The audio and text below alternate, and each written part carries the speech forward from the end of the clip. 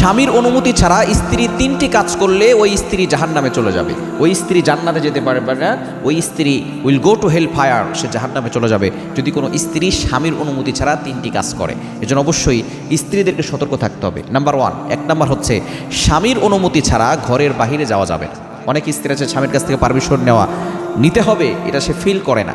অবশ্যই স্বামীর কাছ থেকে পারমিশন নিতে হবে, কারণ স্বামীর দায়িত্ব রয়েছে, স্বামী তার সকল দায়িত্ব নিয়েছেন। ঘর থেকে বের হতে গেলে স্বামীর কাছ থেকে দায়িত্ব নিতে হবে, অনুমতি নিয়ে তারপরে যেতে হবে।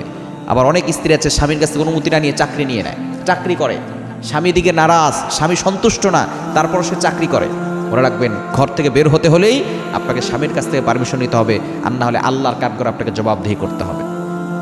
1 নাম্বার, স্বামীর অনুমতি ছাড়া স্ত্রী ঘর থেকে বের হবে না, চাকরি করতে যাবে না। 2 নাম্বার হচ্ছে স্বামীর অনুমতি ছাড়া স্ত্রী নফল নামাজ, নফল রোজা পড়তে পারবে না।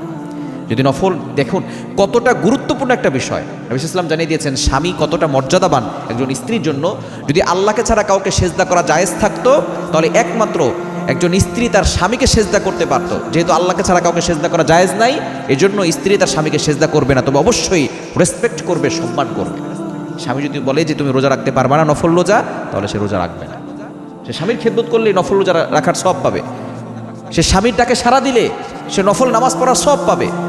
এজন্য সে স্বামীর অনুমতি ছাড়া নফল রোজা রাখবে না, নফল রোজা রাখলেও সে গুনাহগার হবে, জাহান্নামে চলে যাবে। আর 3 নাম্বার হচ্ছে স্বামীর অনুমতি ছাড়া স্বামীর সম্পদ নষ্ট করা যাবে না। অনেক স্ত্রী আছে স্বামীর সম্পদ বাপের বাড়ি পাঠায় দেয়, স্বামীর সম্পদ চুরি করে না বলে সেখান থেকে বাপের বাড়ি পাঠায়, অমুক জায়গায় পাঠায়, তমুক জায়গায় পাঠায়, সেখানে গরু কিনে, এটা করে সেটা করে, জায়গা কিনে। খবরদার, এটা যারা করবে, স্বামীর সম্পদ যারা হেফাজত করবে না, ওই নারীরাও জাহান্নামে চলে যাবে।